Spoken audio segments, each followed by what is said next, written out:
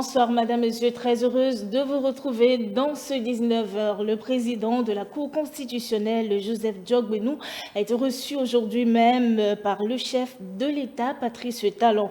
Salutations très chaleureuses entre les deux hommes, suivies d'un tête-à-tête, même si à la fin des échanges, rien n'a filtré des sujets abordés. Suivez ici le compte rendu. Le président de la Cour constitutionnelle, Joseph Diogbenou, au cabinet du chef de l'État, Patrice Talon. Comment ça? Ah oui, mais c'est pas la mentalité. Ah C'est l'esprit que la mission était prête de juger. oui, Voilà. mais tant mieux. Oui. Tout va bien. Merci.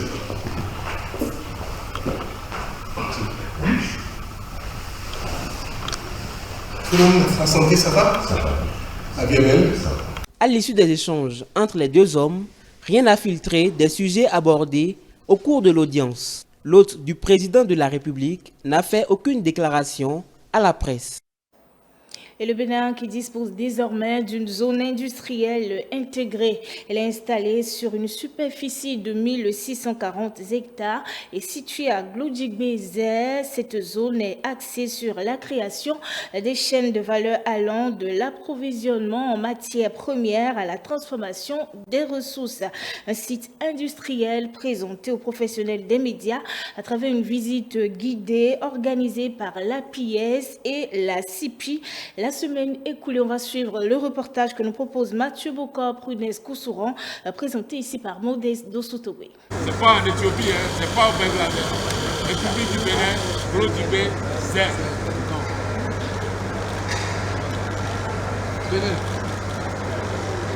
Cette chemise présentée aux professionnels des médias sort d'une des industries textiles installées dans la zone industrielle de Glodjigbe. Elle est confectionnée par ces investisseurs étrangers appuyés d'une main-d'œuvre typiquement locale. La main-d'œuvre en question est constituée des Béninois dont l'âge est compris entre 18 et 30 ans.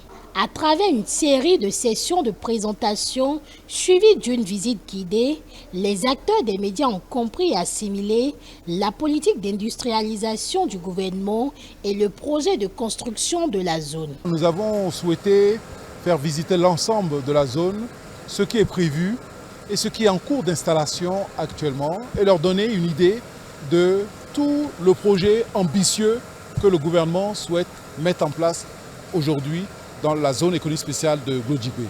Il y a énormément d'opportunités d'emploi ici dans la zone, dans l'industrie textile et pour nous c'est un élément important que les journalistes puissent venir se rendre compte de cette opportunité de manière à ce qu'ils puissent relayer auprès de la jeunesse l'ensemble des informations qu'ils auront réussi à recueillir ici dans la zone économique spéciale de Glodjigbe. La zone industrielle intégrée est installée sur une superficie de 1640 hectares et axée sur la création des chaînes de valeur allant de l'approvisionnement en matières premières à la transformation des ressources, à l'exportation des produits finis. Aujourd'hui, les premiers travaux d'infrastructure sont achevés sur les premiers 400 hectares. Donc pour nous, il convient de vulgariser à la presse et de vulgariser auprès des populations ce que nous sommes en train de faire.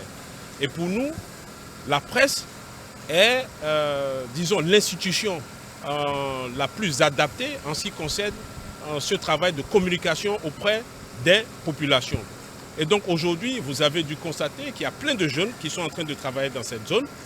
Nous avons des jeunes qui sont en train d'être formés au métier du textile, à la confection de vêtements. Dans à peu près 2 mois, nous allons pouvoir vendre à peu près 1 million de pièces de vêtements fabriqués en République du Bénin. Nous ne sommes pas au Bangladesh, nous ne sommes pas en Éthiopie, mais en République du Bénin. Faire du Bénin un carrefour industriel est d'assurer la transformation des produits agricoles, notamment le cajou, le coton, le karité, l'ananas, le soja et capter de manière beaucoup plus importante la plus-value des produits agricoles. Telle est l'ambition du gouvernement. Appréciant le niveau d'exécution des travaux, les professionnels des médias se confient. On ne savait pas que le Bénin pouvait rêver à voir ici des industries de telle sorte ici. Nous sommes ici dans la zone de textile. Et ce qu'on voit, on voit beaucoup de jeunes, hommes et femmes qui travaillent. Il y a quelques années, on ne pouvait pas voir ça. Et quand on voit ce qu'on est en train de voir ici, quand on touche du bout des doigts à la réalité ici, on peut se dire que dans 3 ans, beaucoup de jeunes vont quitter le chômage. C'est le lieu de dire un grand merci au chef de l'État, son Excellence Patrice Talon, pour sa vision de développement pour notre pays. Avec ce projet, le Bénin va connaître une augmentation de ses exportations de 5 à 10 milliards de dollars et une augmentation de son PIB de 4 à 7 milliards de dollars d'ici 10 ans. Et vous le savez, hier dimanche, il y a eu votre émission Dimanche, c'est politique. Je vous invite à présent à suivre un résumé des différentes rubriques de cette émission dans cet élément. C'est un Wilfrid Léon Ngwedji décontracté face aux questions des journalistes. Pendant une 50aine de minutes à bâton rompu, le porte-parole du gouvernement s'est prononcé sur plusieurs sujets liés à l'actualité nationale. L'actualité majeure dominante depuis le dernier Conseil des ministres est celle relative à l'annonce de cette politique de raccordement au réseau électrique du Bénin assortie de mesures de facilitation d'accès au branchement. Le secrétaire général adjoint et porte-parole du gouvernement précise les raisons d'une telle décision. 85 000 francs CFA. C'est normalement ce qu'il faut débourser et le gouvernement observe que ce niveau de débouts de la part des populations peut être un obstacle rédhibitoire à l'accès à l'énergie électrique. D'où, en faisant la réflexion d'ensemble autour de la problématique de l'accès à l'électricité, autant qu'à l'eau potable, et il vous souviendra que le chef de l'État a souvent dit l'eau potable et l'électricité, c'est deux intrants fondamentaux pour améliorer les conditions de vie de nos concitoyens. Cette réflexion d'ensemble a donc amené le gouvernement à prendre la décision d'élever résolument la question de l'accès à l'électricité au rang des préoccupations sociales. Ce qui va changer, c'est que nous aurons à terme un plus grand nombre de nos concitoyens raccordés au réseau électrique conventionnel. Au nombre des diverses préoccupations évoquées figure celle de la lutte contre le terrorisme. Sur ce, pas de crainte, rassure Wilfrid Léon Ngwedji. Je vous rassure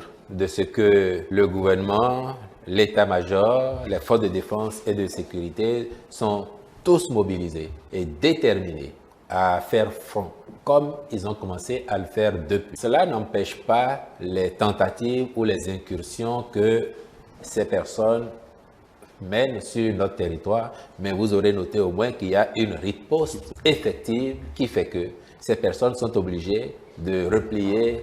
Nous montons en puissance et plus les équipements sophistiqués que nous avons commandés arriveront, mieux notre riposte sera et davantage éclatante sera notre victoire contre ces personnes-là. S'agissant de l'organisation des élections législatives de 2023, le gouvernement jouera à coup sûr sa partition, rassure l'invité. Le gouvernement n'a jamais rien fait pour empêcher les élections d'être inclusives dans notre pays. Jamais. Et davantage, pour celles qui viennent, il accomplira toutes les diligences de sa charge pour que toutes les parties et tous les partis politiques intéressés à la tenue des élections y participent tant qu'elles et ils le veulent. Pour le gouvernement, les règles du jeu sont claires, les lois les ont établies et chacun peut les respecter et s'engager dans la compétition. Sur le duel, les invités se sont prononcés sur la distinction du président en exercice de la CEDEAO, Patrice Talon, au rang de champion, puis la désignation de l'ancien chef de l'État, Boni Yayi, en tant que médiateur dans la crise en Guinée-Conakry. Par rapport au titre honorifique qu'on a attribué au président Patrice Talon, il faut quand même avouer qu'il a fait l'effort dans la sous-région de ramener parmi les milliers de trésors royaux du Bénin. Il faut l'encourager. Mais nous savons tous que cela n'est pas suffisant pour lui attribuer ce titre. Mais il faut avouer que les dernières rencontres que le président Patrice Talon a eues avec les anciens chefs d'État a contribué fortement à la nomination du président Boni Yayi. Le président Patrice Talon, l'image qu'il projette aujourd'hui, aussi bien dans la sous-région qu'à l'international, honnêtement, n'a pas besoin forcément de cette distinction avant de se faire valoir. Et ce qu'on doit savoir, l'instance qui désigne l'ancien président Boni Yayi pour aller jouer les rôles de médiateur, Cette instance-là, le chef de l'État d'exercice au Bénin a son mot à dire. C'est vrai que le président Boni Yayi, il ne faut pas lui dénier toute l'expérience qu'il a en tant qu'ancien chef d'État, en tant qu'ancien président d'exercice de l'Union africaine. Non, je pense qu'il ne faut pas prêter des intentions à des institutions sérieuses. Et sur le plateau de l'hebdo des éditorialistes, les invités se sont prononcés sur la cessation de l'établissement de la carte d'identité non biométrique. Lorsque nous prenons d'abord l'ancienne carte, la carte jaune, le processus est assez long et ce processus-là, parfois, empêche ceux-là qui devraient être en possession de cette carte d'évoluer ou bien les empêche dans ce qu'ils entreprennent. C'est souvent difficile. Alors, décider aujourd'hui à ce que tout le monde établissent la carte biométrique et lorsque vous comparez les deux processus, c'est-à-dire le processus de l'établissement de l'ancienne carte et le processus de l'établissement de la nouvelle carte, la carte biométrique, vous vous rendez compte qu'il y a vraiment la nouvelle carte, en réalité, le processus est assez rapide. Et aujourd'hui, le Conseil des ministres l'a rappelé, le processus est assez fluide pour que l'ANIP puisse donc satisfaire en un temps record les gens. Donc moi je pense que c'est une avancée. Quand on suit les actes du gouvernement, on constate qu'il y a de la logique dans ce qui se fait et dans ce qui se décide pour le bien du pays. Le Conseil des ministres, en interdisant désormais l'établissement de la carte. Et sur le décryptage, il a été question de la désignation par la CEDEAO de l'ancien président de la République du Bénin, Boni Yayi, comme médiateur dans la crise en Guinée. La saisie des biens de l'opérateur économique Sébastien Adjavon par la justice et les attaques terroristes au nord du pays ont été également abordées. Mathieu Boko et Jeannot de Péan.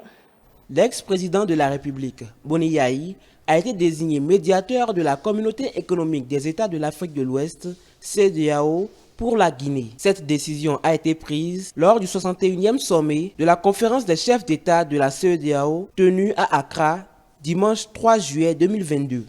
Une décision saluée par le consultant politique qui martèle que cette désignation n'est rien d'autre que la nouvelle donne constatée au niveau du Bénin. Boni Yayi n'aurait jamais été désigné si le Bénin n'était pas consentant. Il y a l'aval du Bénin. C'est le Bénin, c'est pas Patrice Talon, c'est le Bénin. Patrice Talon représente aujourd'hui le Bénin. La CEDEAO, qui est une communauté d'États, donc il ne peut jamais aller contre. Dans cette matière-là, si le Bénin est opposé à une réserve, la CEDEAO a choisi Boni Yayi pour ses qualités sans doute intrinsèques. Ancien chef d'État, ancien président de l'Union africaine, il a fait 10 ans au pouvoir, il a connu des situations délicates. Donc, c'est un homme avisé qu'on a désigné pour jeter un regard. Boni Yayi a géré le coup d'État de 2012 au Mali. Et avec succès, on peut dire plus ou moins, parce que ça a donné lieu à l'avènement d'un régime civil. Autant Boni Yayi a les qualités d'ancien président, autant il faut saluer le nouvel environnement auquel il s'adapte à compléter Agapit Napoléon Manforican. Un environnement que nous avons appelé il y a très tôt. Lorsqu'on voyait les chefs d'État descendre au marché, demander à l'incivisme, parce que un seul successeur était dans la dynamique de changement, on s'est dit, mais ce n'est pas son rôle. Les gens nous ont mal compris. Nous avons dit, quand on le voit en train d'arranger des gens pour qu'ils le suivent, pour qu'on puisse aller arrêter certaines choses, on dit, mais il n'est plus au pouvoir, il ne peut pas jouer un troisième tour. Il fut un temps. Il était attendu au palais, il est rentré au pays, il n'était pas allé voir le Patrice Talon. Donc, on peut se réjouir aujourd'hui qu'il ait compris. Il faut saluer tous ceux qui ont contribué à ce que le président Yayi retrouve aujourd'hui. Un peu, on l'a vu encore ce week-end, à des activités du pays, au niveau du pays. On l'a vu déjà. Donc, il est au pays, il mène ses activités, même prophétiques, fait des sermons dans les églises. Il doit faire on attend pour qu'il fasse des conférences. Il fait des publications. Bien sûr. Il s'est prononcé sur l'actualité internationale. Il s'est prononcé tout récemment sur l'industrie pharmaceutique. Voilà ce qu'on attend de la chef d'État. L'autre sujet abordé, la saisie des biens de l'homme d'affaires Sébastien Adjavon. Le 22 mars 2022, la Cour suprême a ordonné la saisie de la maison du soutien du chef de l'État, Patrice Talon, lors de son élection en 2016, qui avait un mois pour vendre ses biens et commencer à payer son amende qui s'élève à 160 millions de francs CFA. Alors que le président Patrice Talon a renoué les liens récemment avec les ex-chefs de l'État, une question mérite d'être posée. Un dialogue politique est-il impossible entre Patrice Talon et Sébastien Adjavon. Je pense qu'il ne faut pas qu'on mélange Soglo, Yahi, c'est différent. Après, je ne pense pas qu'eux, ils aient des affaires judiciaires. Je ne sais pas s'il y a des condamnations qui les concernent. Alors vous évoquez le sujet qui a trait à l'exécution des décisions de justice. Et là, c'est plus compliqué. À partir du moment où on parle de l'approche politique de la réconciliation, je pense qu'il faudrait faire l'effort de comprendre que dans un contexte de démocratie, il faut gérer à la fois la politique, donc la gestion relationnelle, le management des hommes, des intérêts, au même titre qu'il faut gérer aussi la séparation de pouvoir. Dans le cas d'espèce, il y a eu une condamnation de justice. Je ne vois pas le président Talon demander à la justice de ne pas s'exécuter au nom d'une certaine réconciliation. La question des attaques djihadistes a été également évoquée au cours du décryptage de ce dimanche 10 juillet 2022. Et ce samedi, l'association dénommée Famille Patriote a organisé à Révier, dans le département de l'Atlantique, une journée de consultation médicale au profit des populations les plus défavorisées. L'initiative, qui est à sa 5e édition, vise à permettre aux femmes et aux enfants de se faire dépister afin de connaître mieux leur état de santé. Aziz Adam Soulé et Estelle Vichuedo nous font le point. C'est une initiative humanitaire qui en est à sa 5e édition. Après les échéances des années précédentes à Ekpe, Poubé, Ouida et Comé, l'association dénommée Famille Patriote renoue une fois encore avec la journée des consultations médicales gratuites. Cible choisie, les enfants et femmes du département de l'Atlantique et plus précisément ceux de l'arrondissement de Révier. L'association Famille Patriote, depuis sa création en 2016, participe à l'amélioration du capital humain des populations béninoises. C'est pour cette raison que nous avons initié depuis 2015 donc une journée que nous avons appelée journée de consultation médicale gratuite avec pour objectif donc de recevoir, d'aller vers les populations les plus défavorisées, les femmes, les enfants, d'accord, pour pouvoir leur apporter notre aide. Et quel type d'aide? C'est les recevoir gratuitement en consultation pour faire des bilans sanitaires, d'accord, dépister leurs pathologies et, si possible, en fonction de nos moyens, démarrer des prises en charge en leur mettant à disposition, par exemple, des médicaments de première nécessité. Un remerciement à l'endroit de toutes ces personnes de bonne volonté qui nous accompagnent. Il y a des personnes, des sponsors qui nous accompagnent chaque année que nous allons vers elles. Et c'est grâce à elles que nous arrivons à organiser cette journée. Une journée de consultation médicale gratuite au profit des couches défavorisées, c'est un élan de solidarité salutaire, selon la représentante de la directrice départementale des affaires sociales et de la microfinance. C'est une très belle initiative de soutenir quand même le projet H qui est très cher au gouvernement actuel. Et l'association Famille Patriote a pris cette initiative d'offrir des consultations médicales gratuites aux populations, surtout défavorisées. Et vous avez vu comme moi que la cible était constituée en majorité des femmes et des enfants. Et c'est quand même une cible privilégiée du ministère en charge des Affaires sociales. Je crois que de ce que j'ai vu, je suis quand même très satisfaite. C'est une opportunité pour ces populations défavorisées à saisir. Et cette opportunité, elles l'ont bien saisie, ces bénéficiaires. D'ailleurs, elles ne cachent pas ici leur satisfaction de voir l'initiative se pérenniser. Ils nous ont bien accueillis, bien traités, tout s'est bien passé. Ils nous ont même donné des médicaments qui sont à leur disposition. C'est déjà très bon. Ça nous a beaucoup aidé. Ils peuvent continuer comme ça. Ça a été gratuit, je n'ai payé aucun fonds. Seulement pour l'échographie, j'ai payé la moitié des frais d'écho. C'est une très bonne initiative. Les bonnes choses du genre qui se font nous permettront d'abord de connaître notre corps. La santé est très précieuse. Avec notre ignorance, cette séance nous interpelle à prendre soin de nous davantage. Nous remercions donc l'initiateur pour les connaissances reçues et approfondies. Qu'il soit vraiment remercié. On a aussi eu à faire des consultations, des analyses sur place. Et aussi, nous avons reçu des médicaments. Pour rappel, l'association Famille Patriote est à but non lucratif. Elle s'emploie depuis sa création au bien-être des populations défavorisées. Et puis un dernier élément, dans ce 19h, le député Ernest Serge Medewanu a embelli la fête de la Tabaski des fidèles musulmanes de Toviklen. Et ce samedi 9 juin 2022, l'élu de la 12e circonscription électorale a fait don de bœufs et de vivres à la communauté musulmane de sa localité. Les bénéficiaires se réjouissent également de cet acte de générosité. J'y arrive, Jeannot d'Opinion pour le compte rendu. 2 bœufs et plus de 100 cartons de vivres offerts à la communauté musulmane de Wedogli dans la commune de Toviklen. C'est un don du député Ernest Serge Medewanu, un fils de la localité. Après vos prières, il ne faudrait pas que le jour qui constitue un jour, un grand jour de joie pour vous, qu'il y ait de la tristesse dans une famille. C'est pourquoi je viens ici pour que toutes les familles musulmanes de Toviklen aient effectivement la manifestation de la réjouissance. Comme vous avez la foi, je vous prierai de vraiment prier pour celui qui dirige le Bénin aujourd'hui, le président Talon, pour tout ce qu'il fait. Par la voix de l'imam de la mosquée centrale de Toviklen, les bénéficiaires ont exprimé leur joie à la réception de ces bœufs et vivres. C'est un geste qui est venu à point nommé. Le moment est un peu criard et tout le monde est en train de parler de la cherté de la vie. Et il est venu pour soulager plus de 100 familles avec 2 bœufs. Les cartons sont remplis de vivres. Vraiment, nous manquons les mots. Nous manquons les mots pour lui dire merci. Allah, Tout-Puissant, le remercie de notre part et le bénit davantage. Nous souhaitons que cette fête de cette année soit placée sous le signe de l'amour. Plus de 100 ménages ont bénéficié du don du député Ernest Serge Medewanu pour ainsi passer une très belle fête.